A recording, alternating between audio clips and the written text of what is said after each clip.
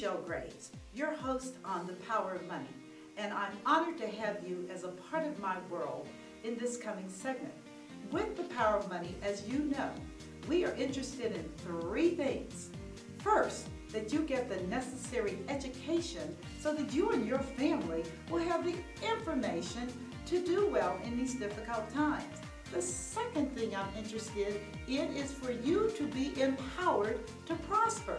I want only the best for you, but you can't get that if you don't have the education and then the drive to make it happen. And the final thing, and perhaps the most important thing, is that you be energized, because life is more than a journey.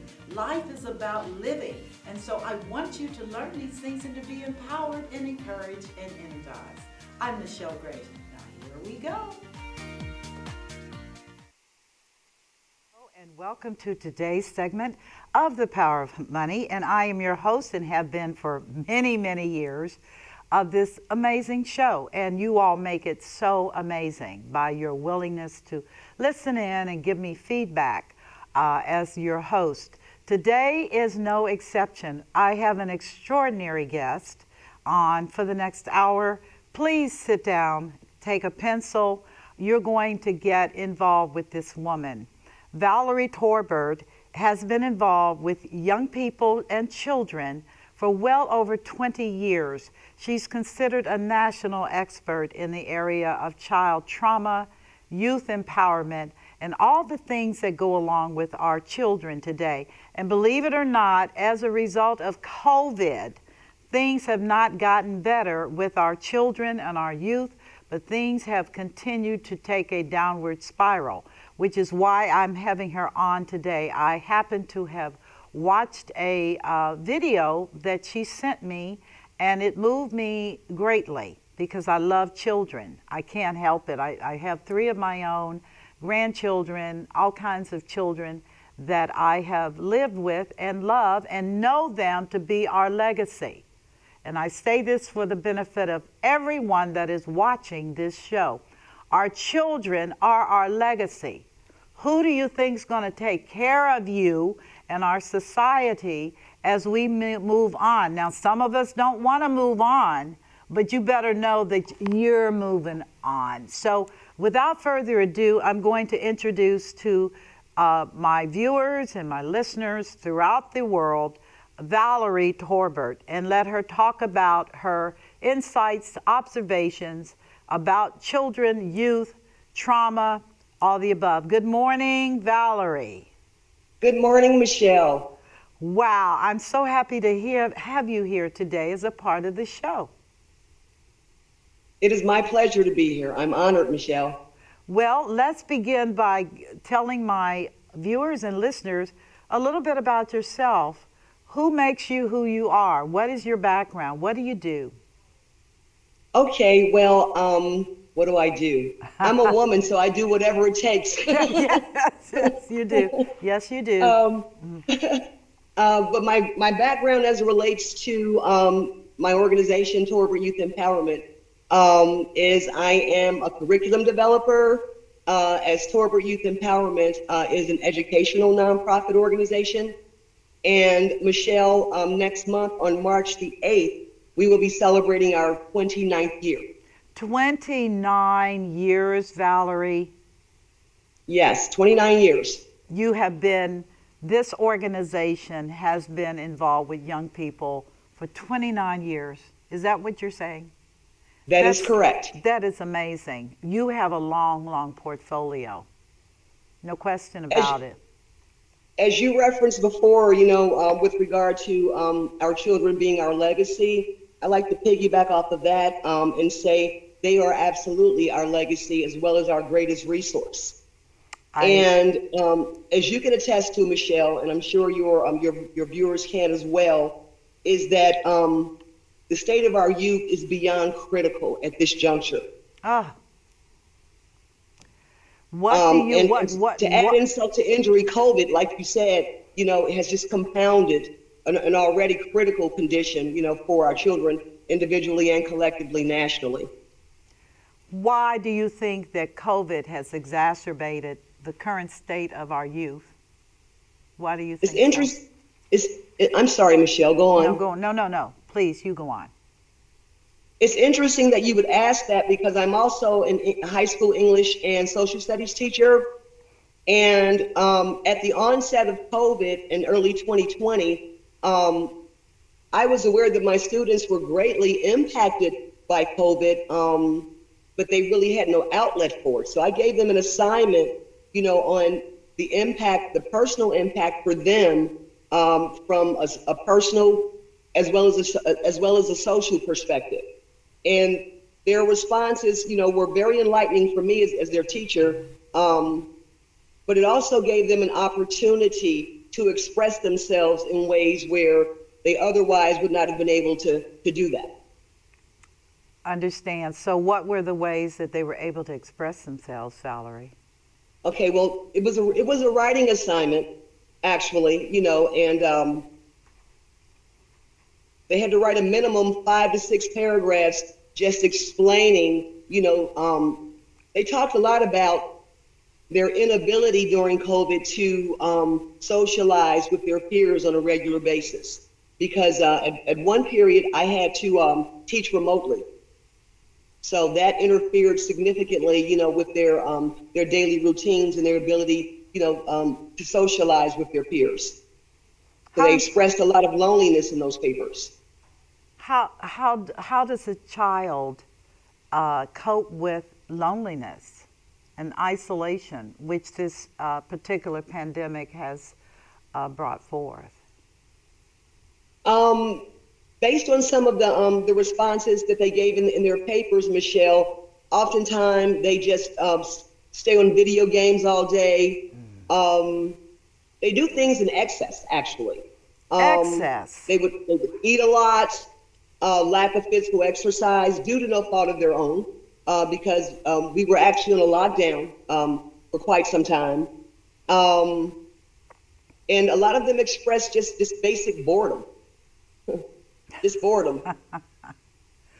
And so what do children do when they're bored? I'm sorry? I said, what do they do when they're bored? What do children do when they're bored? I would like to think that they do a lot of reading as their teacher, Okay. and more writing. But seriously and quite frankly, a lot of them experience depression, sadness. You mentioned earlier too, about the children being, our legacy. I wanted to piggyback off of something else you said as well, Michelle, with regard to watching one of my videos, and that specific video addressed homicide and violence among our youth. And I personally am just devastated to how our children are self-destructing. I'd like to share some statistics with you, if I may. Please do. I'm moved by data. Okay, these are stats from 2021, and it says U.S. blacks in particular are being shot, stabbed, beaten to death at a rate 6 to 7 times higher than whites. By the end of 2021, over 10,000 blacks were homicide victims. 10,000 blacks. Does that data break it down by age or population or geographic, or is that just a general figure? That's a general statistic, Michelle. 10,000? 10,000 for the entire year of 2021 nationally. And, just the thought of that alone is mind-boggling. However, I'd like to ask people if they would to consider the ripple effect impact of this homicide on, because every homicide victim is loved by someone. They have mothers, fathers, friends, classmates, younger siblings. So I ask the question on behalf of all of the children today, how does a 6-year-old cope with the fact that my cousin was murdered last week?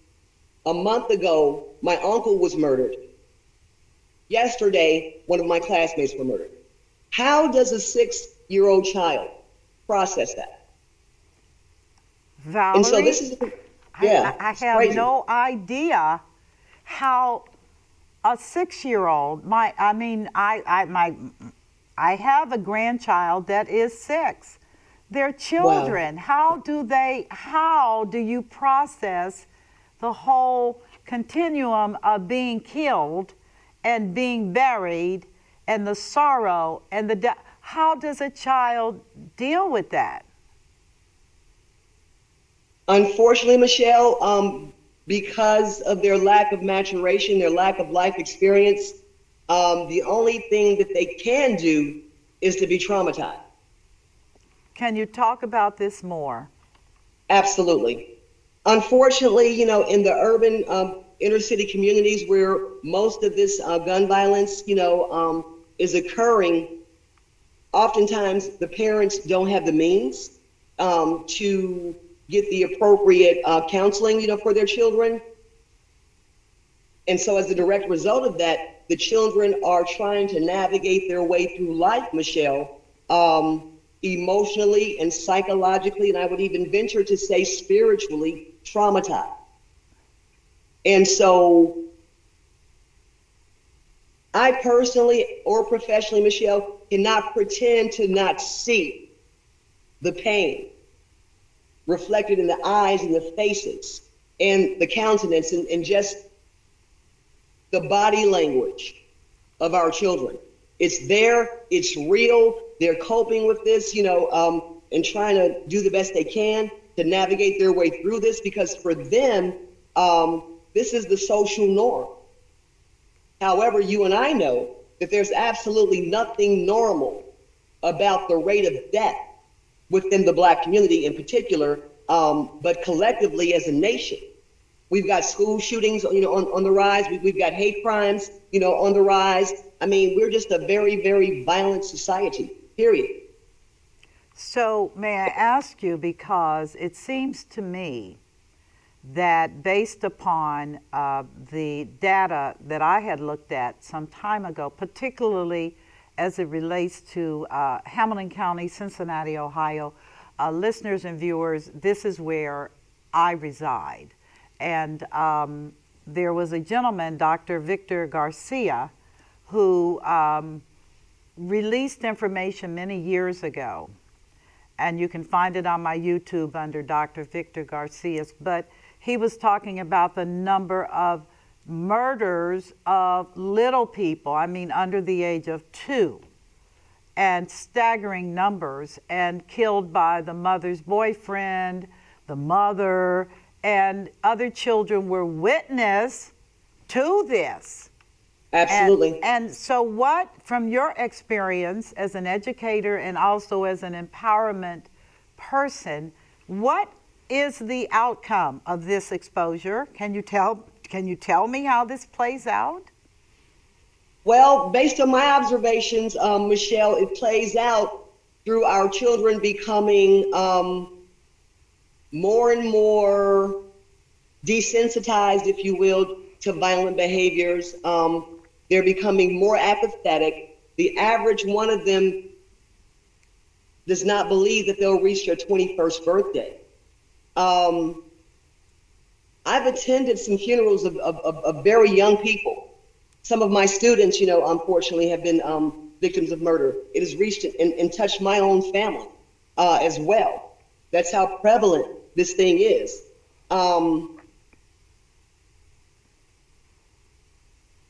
But the children, they've become numb. And because they're young and impressionable, Michelle, I would also venture to say that their response to all of this violence around them in their daily existence sort of inadvertently teaches them to react and respond to even the most basic of situations and circumstances with violence. So give me the question, violence begets violence. Yeah.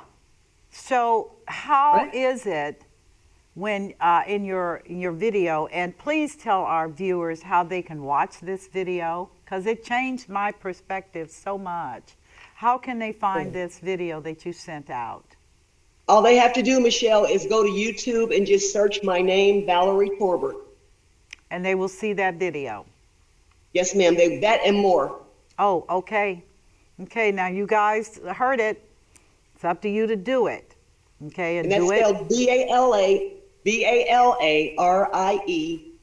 That's Valarie Torbert, Torbert.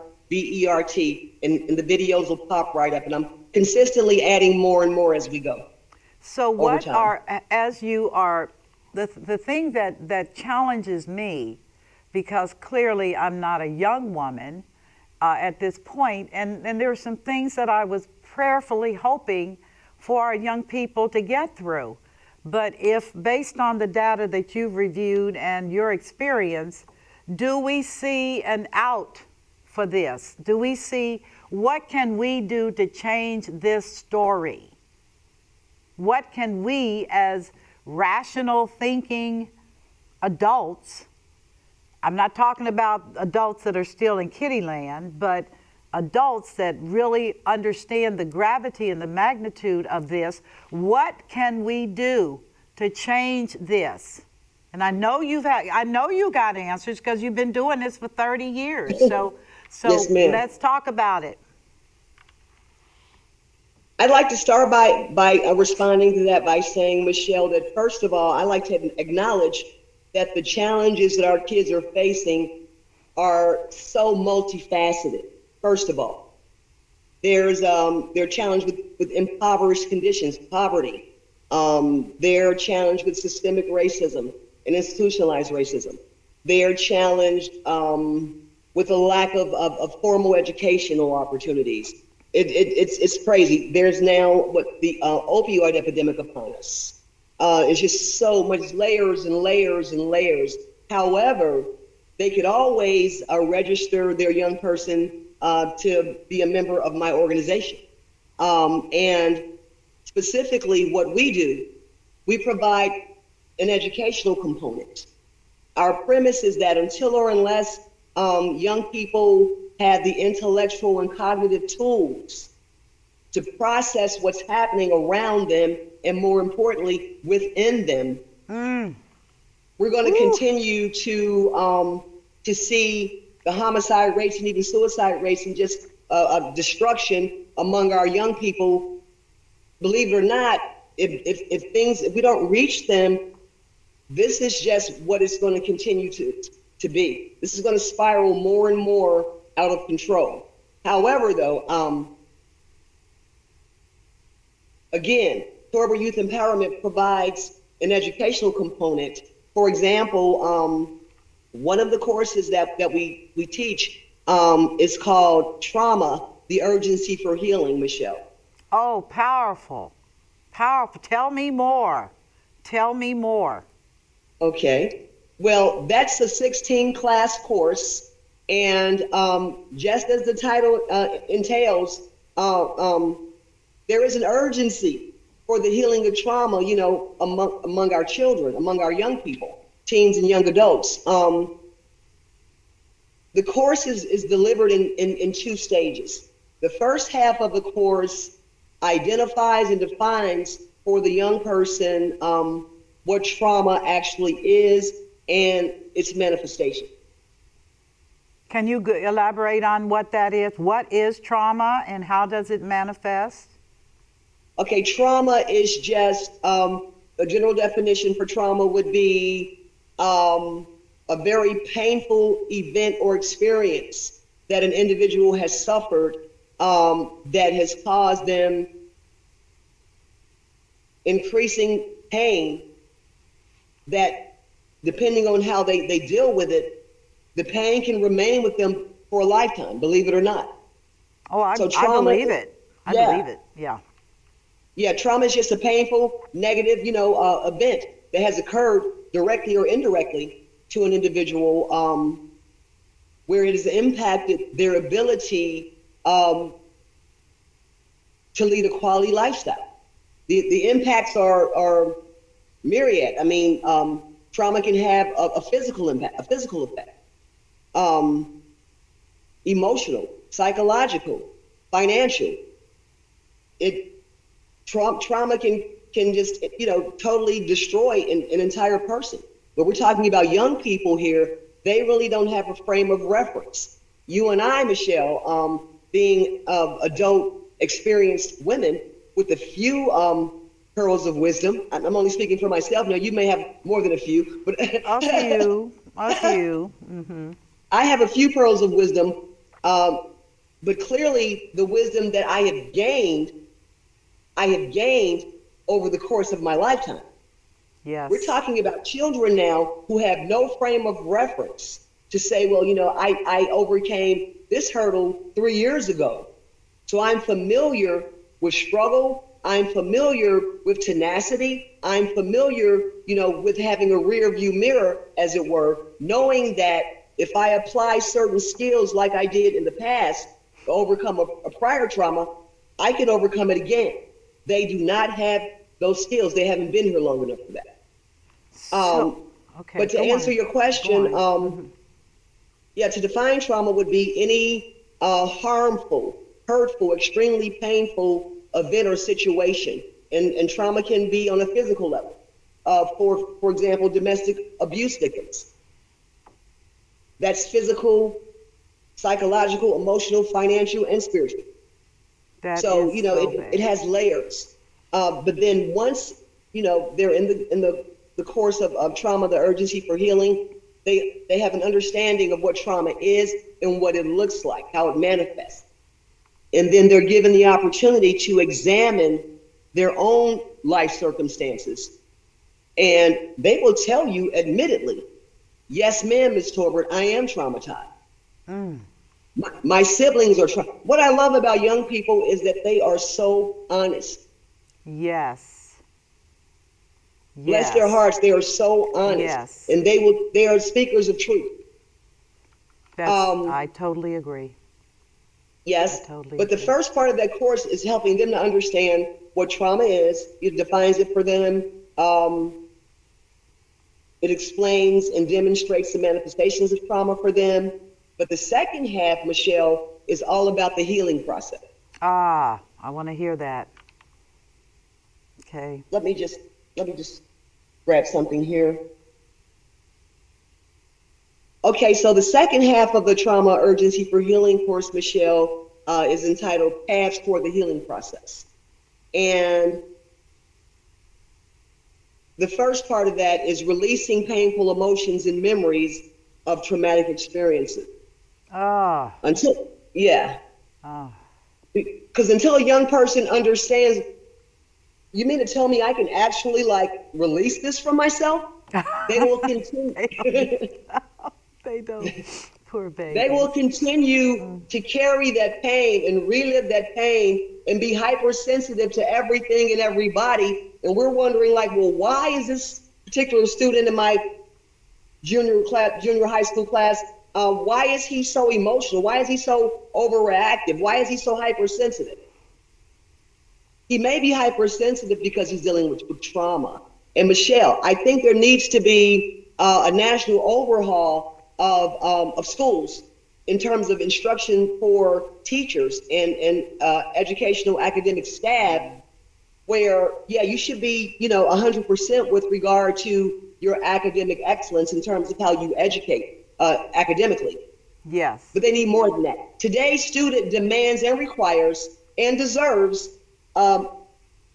teachers and professionals who understand that many of them are traumatized. And that's another thing about Torbert Youth Empowerment. We train staff as well.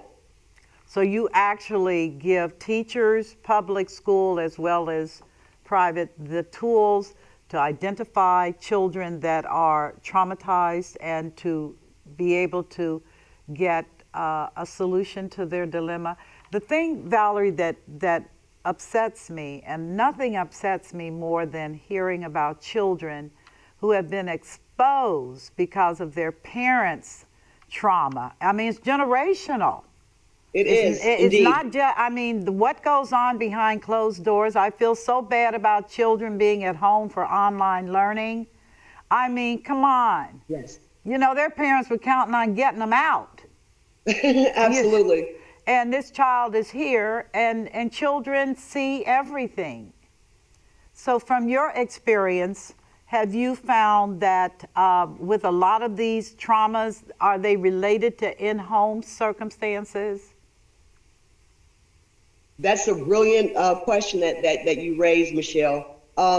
Unfortunately, I would venture to say that 80%, 80% of a child's trauma is directly related to their family of origin and or the extended family.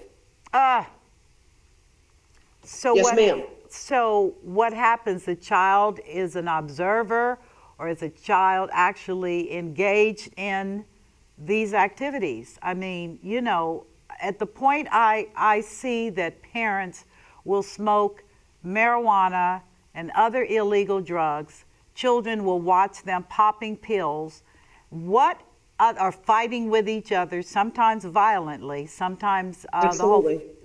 What does a child bring to the table when you see that child? What is their emotional content from those kinds of things that have happened? How do they function in a class setting with other peers? It's very difficult for a child, Michelle, who's been exposed to a trauma, you know, and dysfunction, which is what you just described, which is more common, I think, than we're willing to talk about. I know it is. Yes, ma'am. I know it is. But the children expresses various behaviors in the classroom. For example, a lot of children, you know, are very combative and argumentative. I even had my students once to do a psychological profile of a bully. Okay. That's another thing that's happening, you know, that's very prevalent. Cyberbullying is what they're calling it, you know.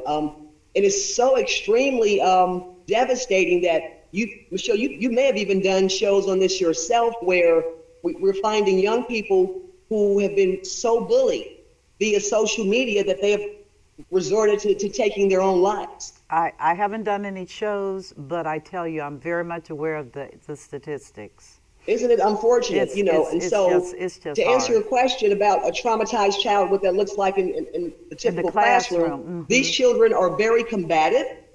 They pick fights with other children, because keep in mind that a child that has pent up frustrations and lack the tools and the skills to process those challenges in healthy ways, they're going to, like you said, they're going to emulate learned behaviors.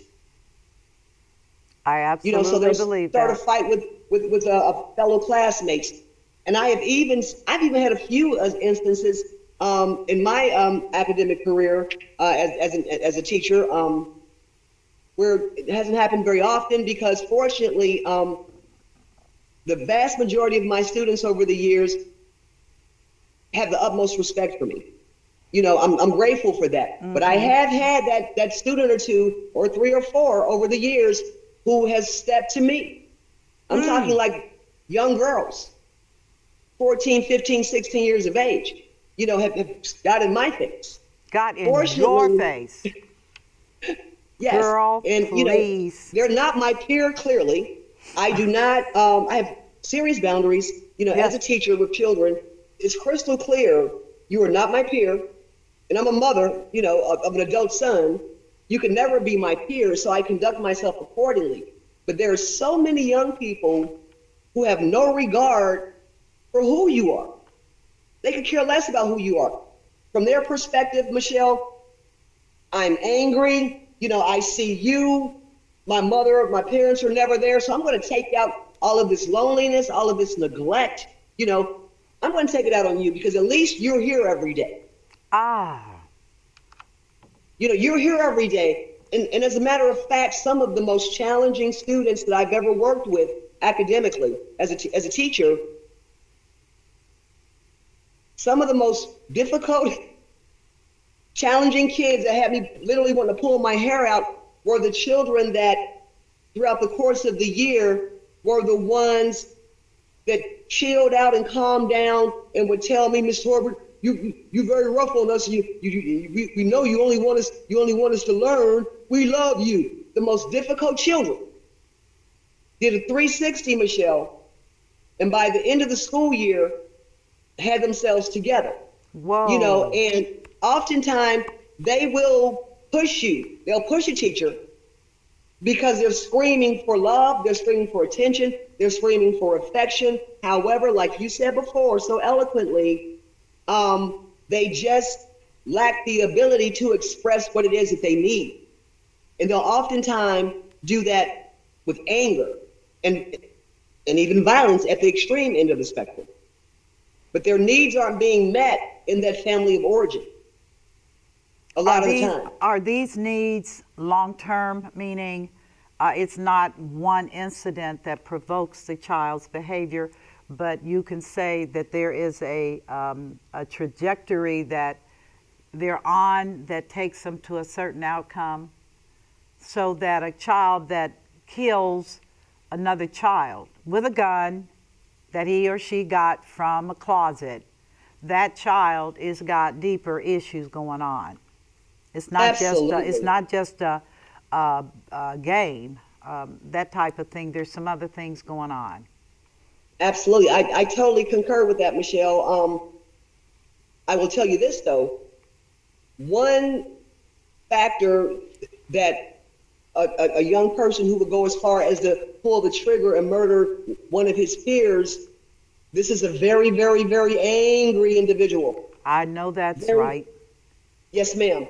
They're very, very angry, and I will even say they're enraged on a continual basis as a result of their needs not being met over a period of years. For example, I was over at the Hamilton County Juvenile Detention Center for a 4-year period from 2004 through 2008. Yes. And I asked the young men, like, what is it about you guys where you can so casually take the life, or even inflict violence on another human being? What is it? What is it? I said, I need you guys to tell me because I don't know, And I went around the circle of like 45 young men ranging in age from like 9 through 17. Okay. Majority African-American males, and that's another issue that you and I will have to talk about at a later date. But they told me happy to. That if they perceive that the guy over there disrespected them, then they were obligated to prove to him that you're not going to disrespect me. And they were not going to get the reputation of being someone on the streets that was being disrespected. Woo. So they haven't, because of their family environment, they haven't gotten a clean understanding of consequences. Is that correct? There are no boundaries, and therefore you can do this because there are no consequences. So what if you go to jail or juvenile? That's only a couple of years and you're out again. But there's no understanding within the family infrastructure of consequences. Is that fair? Is that what's happening? Not only is that fair, Michelle, that's quite accurate. That's bullseye. Because you and I both know that, in the African American community, unfortunately, there has been generational, incarceration. Right. And when you compound that with the fact that the average African American male and males in general, even in the larger society, are socialized to not show pain, suck it up. You quit acting like a girl. You don't show anybody how you really feel. Unfortunately, too many young men are socialized to believe that they're not allowed to express true emotion, to express pain. If you hurt, you should be able to say ouch. Or cry or something. Or cry. However, again, there are uncles and elder brothers and cousins and guys out in the street who sometimes, are the ones who are actually raising these young men because they don't have fathers in the home for whatever reason. And I'm not going to blame the mothers, for that. Nope. Because most of them are there doing the best that they can. But I've never encountered a woman in my life who can be a father to anyone. I, that's what I tell the girls, which is I don't think so. I don't think so. So Michelle, they're angry. These young men, just expressed to me, up at the juvenile detention center that if they perceive that they've been disrespected, then their response is going to be violence, because I'm not going to let you disrespect me. Period. At all costs. At all costs. At all costs, because once a male or female is caught in that juvenile system with a record or anything, court citation, it trails them like a dead dog. Absolutely. It trails them. They can't get out of it, because during that period, psychologists are involved in court, social workers, and they begin to evaluate these kids and assess their behavior and stereotype them onto a route of destruction. That's been my observation. It's by design. You're right. Yeah. It's historic. Right. So Michelle, we try to reach the young people. Again, our premise at Torbert Youth Empowerment is that until or unless a student acquires the intellectual and cognitive skills to make sound decisions that'll render a positive outcome for not only themselves, but for others as well, this is not going to change. So it's imperative that our children, are taught how to think critically, how to make decisions, like you said, with an understanding that there are going to be consequences, positive or negative, to take this, if I take this particular action. And they need coping strategies, Michelle. That's another piece that Torbert Youth Empowerment provides. For example, I sent you an article that was printed in the Cincinnati Herald that I had written. Excellent article. Yeah. Excellent. It was called the, I don't know if you saw the one, what is it? The Power of Seeing the Beauty? Yes. That was a great article. Hey, Michelle, listen, what inspired me to write that particular article is because I know, and you know, and the adults in your audience know, that there's something that's really, really wonderful that we have the capacity in all of us to do. And what that is to focus and take control of our own attention. For example, if a child is going through a difficult circumstance in their family, say they're experiencing poverty, and their mom is doing the best that she can, but what they can purchase and what they need sometimes is limited. That can be devastating to any human being, not just African Americans, but whomever you are. We can all understand and relate to that. However, it's not possible to focus on two things clearly at the same time. Now, say, for example, although, there's a child in an impoverished, family, and mom is working 2 and 3 jobs and doing the best she can, and I've got to play the role of pseudo dad to my younger siblings before, I'm even in full adolescence myself. What do I do to cope with that? That's a lot of I'm not going to say unnecessary pressure on kids, because a lot of them are dealing with circumstances very similar to that. But my point is, Michelle, if they can understand that, I have a choice mentally and psychologically in terms of what I focus on. And the article, Seeing the Beauty, teaches a student how to focus their attention on something as basic yet as beautiful and amazing as nature. Or finding the beauty in the arts, in various genres of music, in literature, in drama, in dance. Too many of our children are not taught to use their imaginations. When I was a little girl, me and my siblings and my aunts and uncles and even my classmates, I don't know, it must have been a different type of educational system or something, because we were encouraged to imagine. Absolutely. Weren't we, Michelle? I loved it. I still love to get knee deep in a book and just wander. you know, Absolutely. and then be in a beautiful place. You can take your mind to beautiful places. And that's my point, Michelle, because that's what empowerment is. Empowerment, I tell you, our ultimate goal is to see any student that comes to Torbert Youth Empowerment become an empowered individual, because you and I both know that at the end of the day, it's not about, what mom did or didn't do, what Right. dad did or didn't do. We have to give the skills to empower the individual. And this is what we strive to do. This is our ultimate purpose and ultimate goal, where they won't, waste their energy playing the blame game. Right. Within our curriculum, we don't allow the blame game, because again, we're about empowerment.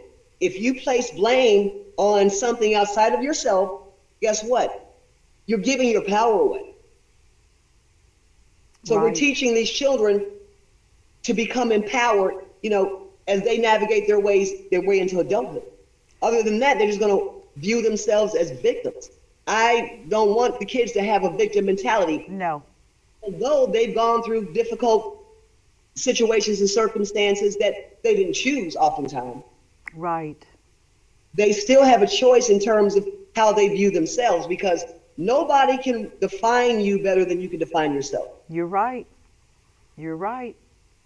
So you're right. You are so, I'm just thinking about so many different things that your organization brings to bear with regard to development of youth, and the fact that we are in crisis. In my opinion, we are in societal crisis, because this is the generation coming behind us.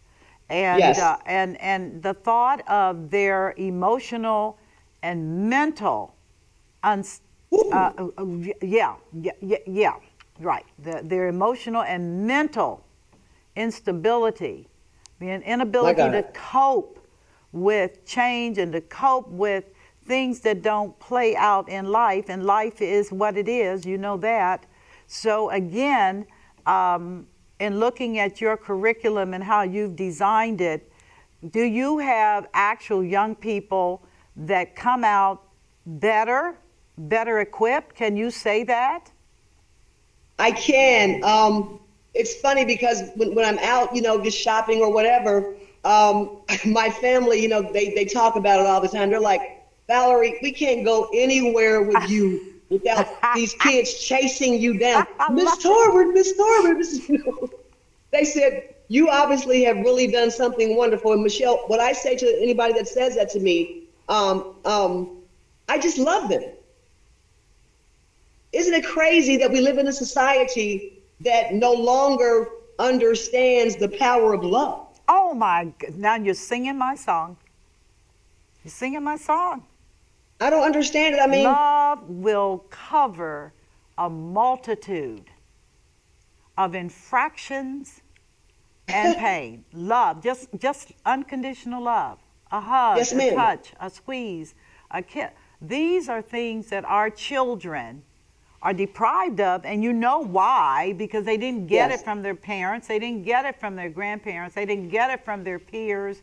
So, and they don't go to church anymore, so they don't get it at church. So where do they learn love? And is that something that you focus on as a part of the healing? Yes, as a matter of fact, Torbert Youth Empowerment has a creed, Michelle, and could you give me a second? I'll go over here and grab it. I want to share it with you and your audience. Okay, go and grab it. Now, he can bring the camera. I heard it. Okay, thank you. We're interviewing Valarie Torbert, who is president of the Torbert Youth Empowerment, an organization that goes back almost 30 years, headquartered in Cincinnati, Ohio. And we're talking about youth in crisis right now. I personally am just outdone. I'm outdone, and I'm a solution-oriented woman. Therefore, how do you get this resolved? And in watching her video, one of many that you can follow on YouTube, she has been trying to do this. I gave her this platform, viewers, so that you can learn about this remarkable woman like I did. We have got to stop playing games mentally, physically, we've got to stop it as grown people, adults. We've got to stop it. We've got to own the mess.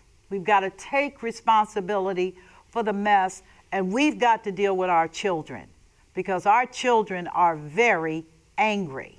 And to be honest with you, I don't want a 6-year-old toting a Glock. I just don't want to. I don't want to. I do not want to have that experience. Valarie, are you back? Thank you. I'm back. Okay. Yeah. You're so right in everything you were saying, Michelle. I don't want a 6-year-old toddling around toting an AK-40. That's just too much. That's just too much. Okay. It sure is. But Michelle, okay, there's a creed, there's a Torbert Youth Empowerment Creed, and it's as follows. And as a matter of fact, when the children come in, they have to say this. They have to recite the creed at the beginning of the class and again at the end. Okay. And so here's the creed, Torbert Youth Empowerment Creed. I am a teenager. I am loved. I struggle to find my place in this world. I struggle with my identity. If you touch my mind, do so in the spirit of love. If you touch my heart, do so in the spirit of love. That's if you beautiful. touch my soul, do so in the spirit of love. I am a teenager. I am love. Beautiful. Just the affirmation of that within them, because God, who is love, deposited himself into children. Yes, ma'am. With the expectation that they would become his image. And this is what I tell people, children are the closest to heaven. They come here innocent, and they get warped into families and horrifying situations that adults promulgated from their own mess. And the child does not know that they are loved, and they don't know that they're loved. They don't know they're loved. So then they go out and have babies because they want something to love. You already know. And you know what? And speaking of the young ladies, we have a course called All About Love for them as well. Oh, really? Yes. You know, so let's not leave out the young ladies, you know, because unfortunately, I look at the young girls today and I'm saddened. Oh, God. Because of the lack of self-respect and self-worth that they have. They're so, to use one of their terms, they're so thirsty, Michelle. So thirsty for anything that remotely resembles love or affection or affirmation. And you and I both know far too frequently they're looking for love in all the wrong places. Absolutely. There's that daddy wound. There's that daddy wound. You want to talk about that daddy wound? Whoa. I don't know if you're familiar with Bishop R.C. Blake's. Of course. Okay. And yes. I would recommend him to any female anywhere in the world, you know, no matter what her socioeconomic status, race, or ethnicity. He's a powerhouse. He is. When it comes to ministering to women, he's a genius. He is brilliant. And I'm thinking myself, you know, I'm going to have a conversation with you at a later date privately about, because you seem to be very, very tuned in on the parenting issue as it relates to the children. I've got some ideas that I'm going to want to share with you. Well, I want you to, if not to shut you off, but your voice is a voice that demands to be heard. And I'm saying this because if we do not come up with creativity with regard to these children, they are going to go on and they're going to replicate, they're going to reproduce children, and then they're going to replicate in their own mind speak what they've experienced. Of course. As the kids say, you know, the situation is ratchet. Touche. Touche. Touche. Ratchet. Why? Because everybody's dancing around it like they don't know the truth. When I tell women, don't sit up and lie to me when you let that man beat your children. Come on now. You and your husband could not resolve your conflict. So the children, and why couldn't they resolve the conflict? Because they did not know how. Okay? That's because right. in our community, conflict resolution is not one of those at the top of the chart for couples. How do you learn to communicate without being, crazy? And the children are exposed to this, and then the children many times are involved in it, and then like I said with Dr. Garcia, they wind up getting shot or shooting. Yes. And so we have to begin to look at objectively. Now, I'm going to tell you, and you already know this, Valarie, the social systems will argue, we already got that stuff going on. Why are you bringing information that we already know? Right? Right. That's what they say. We already got social parenting classes. We can teach people how to do this. But Absolutely. But something's missing. Something's missing. Something that I've seen, being a high school educator as well, Michelle, and the parents, I look at these young mothers and Jeez. I see indifference, Michelle. I see indifference and apathy. They're tired. They're so tired to the extent where it's as though they have nothing to give to their children anymore. But Valarie, they are tired. Okay? They are. You can't make a living. You can't get stability. You can't go to your family for anything but some glossy, shallow crap.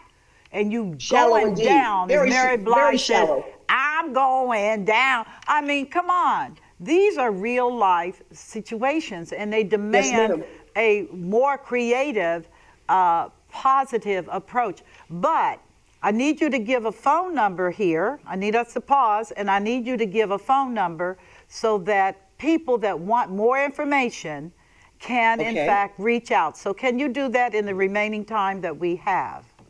I certainly can, Michelle. Anyone can reach me at area code 513-266-4329. Or you can email me at Valarie, that's VALARIE TORBERT, all one word, at gmail.com. And your organization is a nonprofit that focuses on children and young people. Yes, it is. That is such an incredible vision for our time. And you have my support. You wouldn't be on my show if you didn't have my support. Because thank you so very much, Michelle. But Valarie, we must, like I tell people, stop it. Look at it for what it is. And stop circling the camp with foolishness, okay? When our children act out, do these things. I mean, I've sat down with my grandchildren and explained and taught to them about anger management. I taught about meditation, about breathing. When you find yourself going over the top, you pause back and you go into yourself and you breathe till you get a hold of yourself. And then you re-enter, you think about it, and then you go back in there. Those are the kinds of things that need to be taught so that they can feel empowered to get through their sorrow. Definitely. Because it is sorrow. When a child is not loved, that has got to be the most horrible thing imaginable. And then, and I will say this, and you can agree, but for the parents to sit up and say they love this child, and there's nothing other than the superficial to support that. Have they sat and taught the child the skills for life and for survival and what it means to be loved and to be cared for? Have they poured into the child or the children like that? And more times than not, I would have to say no. And it has nothing to do with socioeconomic. I think it comes from slavery. I think it's a fallout from slavery because we weren't allowed to love our children. I agree with you 100%, Michelle. There are parents, you talked about generational, I'm going to call it what it is, you alluded to generational curses earlier. Yeah. In the segment, and this is just another manifestation, I would say, of generational curses where moms today, too many of them. I'm not going to generalize everybody and put them in that one box. No, we can't. However, there's enough of them where it warrants the conversation. Michelle, wouldn't you agree? Yeah, yeah, it does. But you've got moms who simply don't know how to express, convey, demonstrate, consistently give, nurture, love, provide, teach by example their children, because many times they came from moms who didn't have it to give to them. They came from moms who didn't have it to give to them. So it's like it's generational. It's passed down. The lack of love or the lack of the ability to express it, is generational. I totally. Oftentimes. Well, Valarie, our time is up.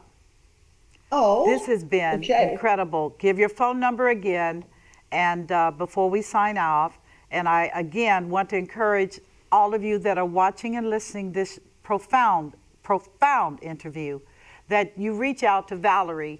If you know people that can benefit your school, your church, your organization, that can benefit from engaging with her organization, please give her a call. What's your phone number again?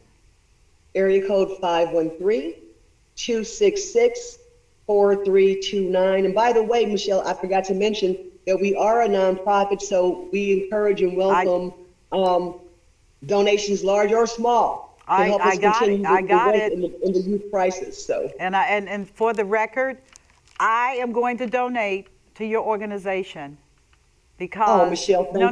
No.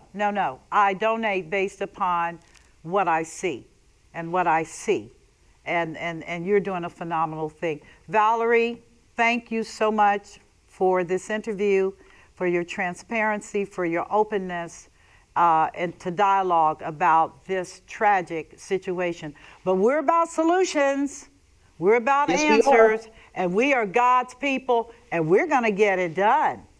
Okay. Indeed. Take care. Thank you so very much, Alrighty. Michelle. This has been an honor to be here today. Thank you, Valarie. An honor for me as well. God bless you today. And you take care. God bless you too. Bye-bye. And Thank to all of you Bye-bye. that are listening and have listened, I send you, as always, love, peace, joy, and again, the Spirit of God. You take care. I'll talk to you soon.